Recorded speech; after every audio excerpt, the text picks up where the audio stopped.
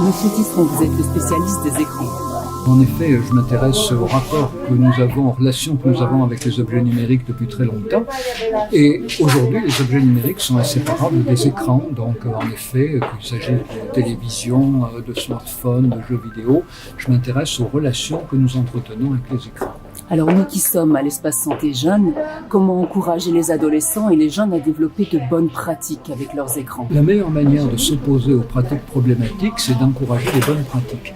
Alors comment on peut les organiser, ces bonnes pratiques? Alors de deux façons, à mon avis. La première façon, c'est de se fixer des tranches horaires dans la journée où on utilise ces outils numériques et des tranches horaires où on ne les utilise pas. Et le second conseil que je donnerais, c'est pendant ces moments-là, privilégier les interactions avec les gens que l'on connaît physiquement, c'est-à-dire privilégier les relations via le numérique avec des camarades de classe que l'on connaît, que l'on retrouve à la récréation. Éviter les relations avec des inconnus qui souvent sont frustrantes parce qu'on ne sait jamais très bien si les gens sont en réalité ce qu'ils disent être. Est-ce que vous pensez qu'il y a un risque d'être accro aux jeux vidéo?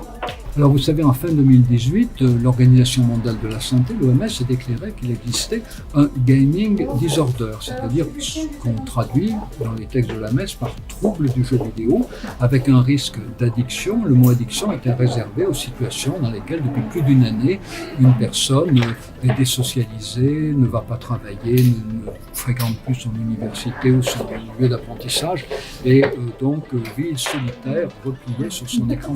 Mais ce qu'on sait aujourd'hui, c'est que les personnes menacées par le risque de se scotcher à leurs jeux vidéo sont plutôt des gens qui se scotchent aux jeux vidéo pour essayer d'oublier des problèmes. Et donc on peut dire que dans le fait de s'isoler dans leur jeu, la cause c'est le jeu, mais l'origine c'est pas le jeu. L'origine, c'est la souffrance qu'ils ont. Soit ils sont victimes de harcèlement, ils peuvent être victimes de maltraitance, ils peuvent être victimes de choses qu'ils ont envie de fuir et ils les fuient à l'intérieur des jeux vidéo. Il faut bien distinguer la cause, qui est le jeu vidéo, et l'origine, qui peut être complètement ailleurs. Donc ce que vous voulez dire, c'est que pour un adolescent ou un jeune adulte qui va pas très bien, il vaut mieux quoi? Quelles sont les solutions pour lui? Si un jeune ne va pas très bien, il faut que ses parents, son environnement proche, les gens qui l'aiment bien, et copains, copines, pourquoi pas, se préoccupent des raisons pour lesquelles il ne va pas bien. Il y a beaucoup de raisons pour lesquelles on peut aller mal.